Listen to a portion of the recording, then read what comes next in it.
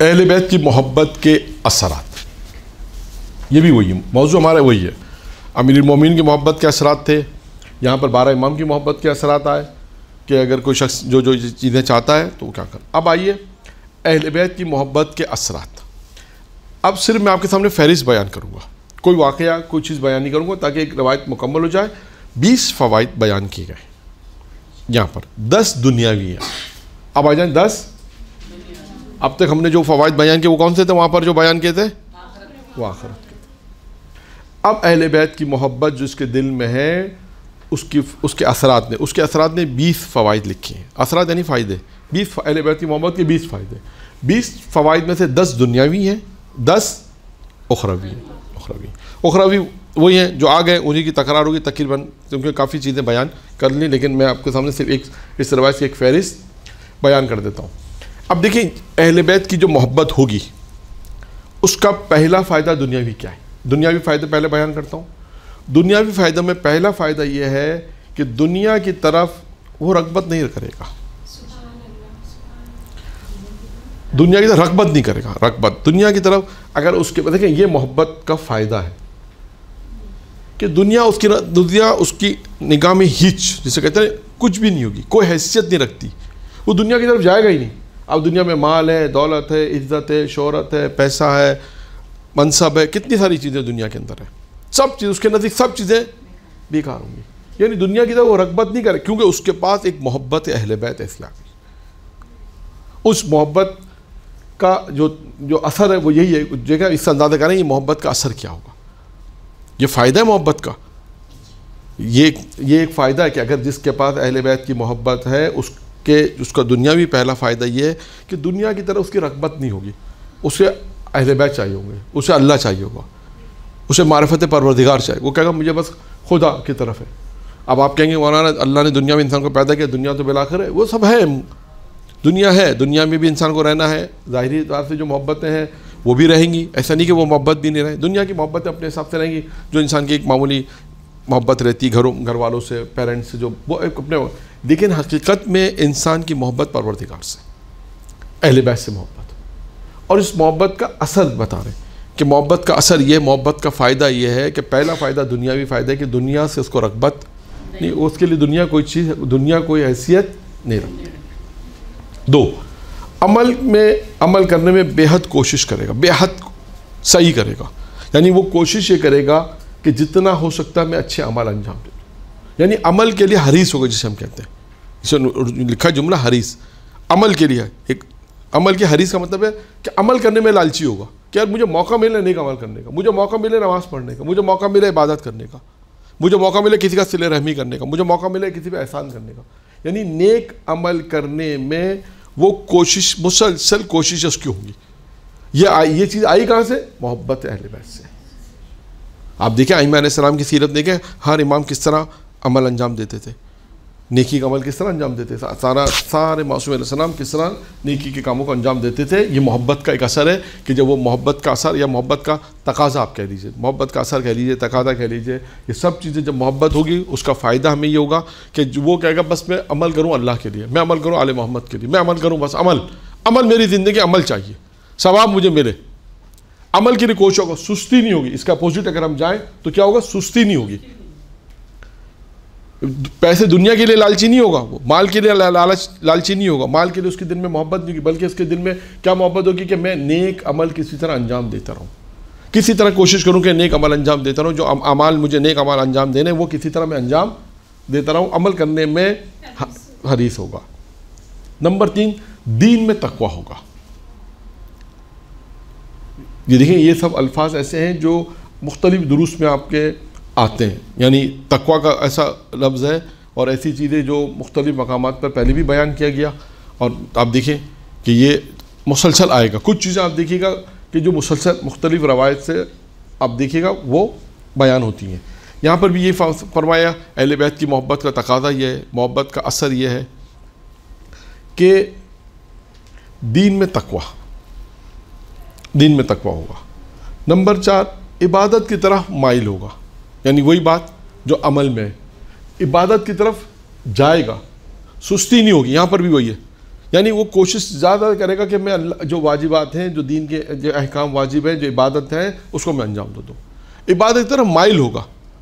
یعنی بعض اوقات لوگ دیکھتے ہیں کہتے ہیں یار کون نماز پڑھ لیں گے، آرام سے پڑھ لیتے ہیں واجب نماز. ایسا نہیں، لیکن مائل ہوگا، اس کو دل ہوگا کہ یعنی نیکی کی طرف، عبادت کی طرف مائل ہوگا، دل سے ان کام کو انجام دے گا. اور ہم توضیح دے سکتے ہیں کہ وہ دل سے ان کاموں کو کرے گا، کیونکہ محبت کا تقاضا یہی ہے کہ وہ عبادت کے اندر مائل ہوگا، عبادت کی طرف جائے گا، کوشش کرے گا جو عبادت اللہ کی مجھ پر واجب ہیں، جو اللہ نے مجھ پہ عبادت واجب قرار دی ہے، اس کی طرف وہ مائل ہوگا. نمبر 6، موت سے پہلے وہ توبہ کرے گا.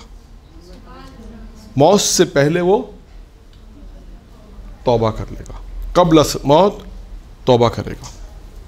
نمبر 6، راتوں کو بیدار رہنے کی طرف شوق رکھتا ہوگا. وہ راتوں کو بیدار رہنا چاہے گا. راتوں کو شوق رکھے گا. بیدار رہنے کا مطلب کیا؟ راتوں کو عبادت کرے گا. راتوں کو یعنی اس کا شوق یہ ہوگا کہ میں رات بھر جاگوں اور عبادت کروں، پروردگار کی عبادت کروں، رات میں جاگوں اور راتوں کو بیدار رہنے کی طرف شوق رکھتا ہوگا. یعنی وہ راتوں کو جاگے گا، عبادت کرے گا، خدا کی راز و نیاز کرے گا، اپنے خدا سے عبادت کرے گا، دعائیں وغیرہ. یعنی اس کے اندر ایک یہ صفت ہوگی، یہ محبت اہل بیت کا اثر ہوگا. یہ محبت اہل بیت کے بعض لوگ اس کو یوں بھی پڑھ سکتے ہیں کہ محبت کے تقاضے، یا آپ یہ بھی پڑھ سکتے ہیں کہ محبت کے جو تقاضے ہیں وہ یہ تقاضے ہیں، یہ تقاضے ہیں محبت کے. یہ جیسے بعض لوگوں نے اس کو لکھا ہے محبت کے اثرات. اب بہرحال دونوں الگ الگ موضوع الگ الگ ہے، لیکن اب یہ کہ بعض اس کو اثرات نہیں کر سکتے ہیں. جو محبت کا اثر کیا ہوگا؟ محبت کا اثر یہ ہوگا کہ انسان جب محبت ہوگی تو وہ کہے گا نہیں، ہمارے امام بھی رات میں عبادت کرتے تھے، ہمیں بھی رات میں عبادت کرنی چاہیے. یہ اس محبت کا ایک اثر آئے گا جب انسان اہل بیت کی محبت اپنے اندر رکھے گا اور دیکھے گا، جب حالات زندگی ان کے پڑے گا تو یہ ساری چیزیں آپ دیکھیں اہل بیت علیہ السلام کے آپ کو نظر آئیں گے کہ عبادت کے اندر دنیا ان کے نزدیک ہچتی. امیر المومنین نے خود کہا کہ دنیا ہچ. اس کے بعد کا عمل کرنے میں کوشش، خود ائمہ نے کہا کہ عمل کرو، نیک عمل کرو اس سے پہلے کہ موت آ جائے. کتنا تک کہا کہ جتنا ایک وقت ایک لمحہ بھی مت چھوڑو عمل کرنے میں، انسان نیک عمل کو انجام دیتا رہے. تو یہ ساری چیزیں وہی ہیں. محبت کا تقاضا ہے کہ ہم جس کی محبت کرتے ہیں وہ محبت ہم سے تقاضا کرتے ہیں کہ ہم یہ کام کریں. ٹھیک ہے، یہ آپ کے ہو گئے 6 تک. راتوں کو بیدار رہنے کی طرف شوق رکھے گا. 7واں، لوگوں کے پاس جو مال ہوگا، لوگوں کے پاس جو مال ہوگا اس سے نا امید ہوگا. لوگوں کے پاس جو کچھ ہوگا اس سے اس کو کوئی امید نہیں ہوگی. یعنی وہ اس کے اندر یہ ہوگا کہ ٹھیک ہے لوگوں کے پاس جو کچھ ہے اس سے کوئی امید نہیں رکھے گا.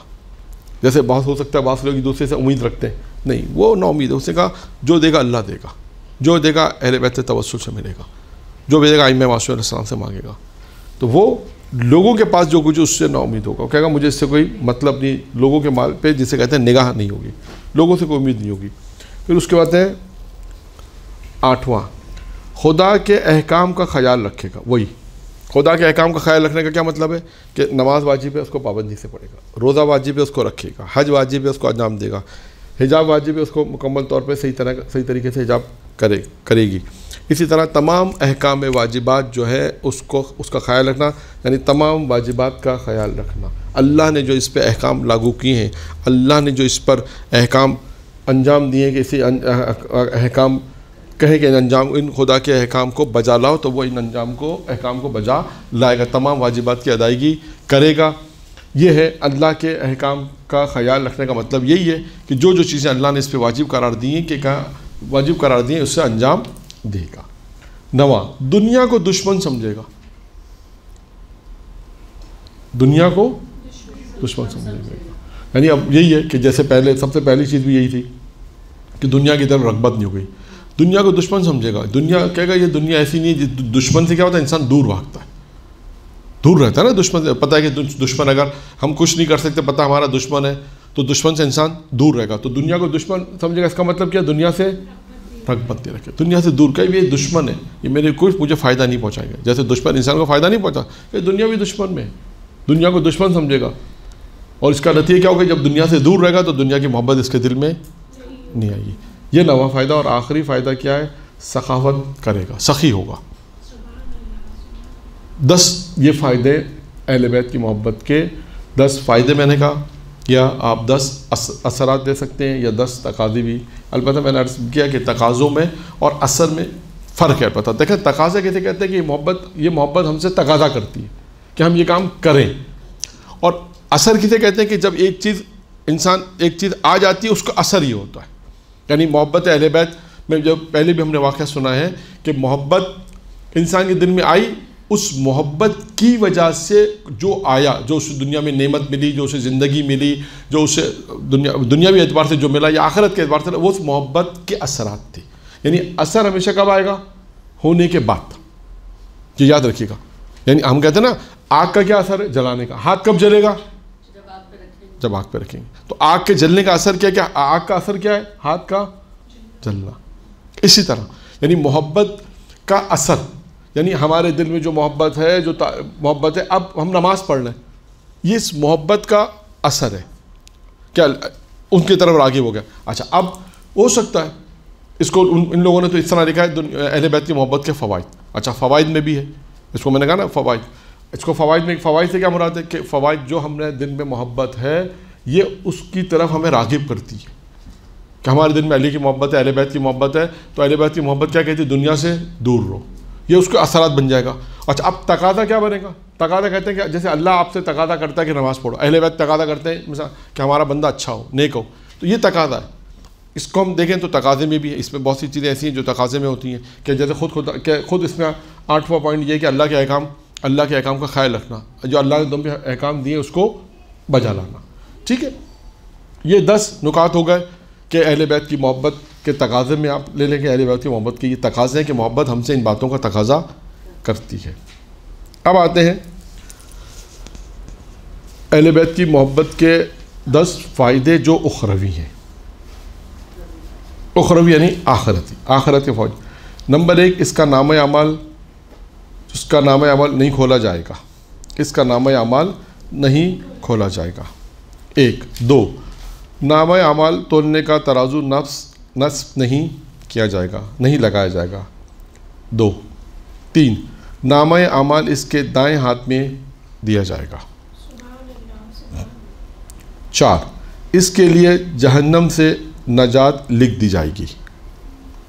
5, اس کا چہرہ سفید اور نورانی ہوگا. اب دیکھیں یہاں پر بھی وہ بحث آ رہی ہے جو میں نے ابھی روایت بیان کی, پہلے بھی روایت بیان کی. میں نے کہا نا مختلف جگہوں پہ یہ بحثیں آتی ہیں. 5 کیا ہے؟ اس کا چہرہ سفید اور نورانی ہوگا. 6, جنت کے لباس اس کو پہنائے جائیں گے. اس کے بعد ہے 7, اپنے رشتہ داروں میں سے یہ 70 افراد کی شفاعت کر سکے گا. آپ دیکھ رہے ہیں کہ کون سے فوائد میں گنا رہا ہوں؟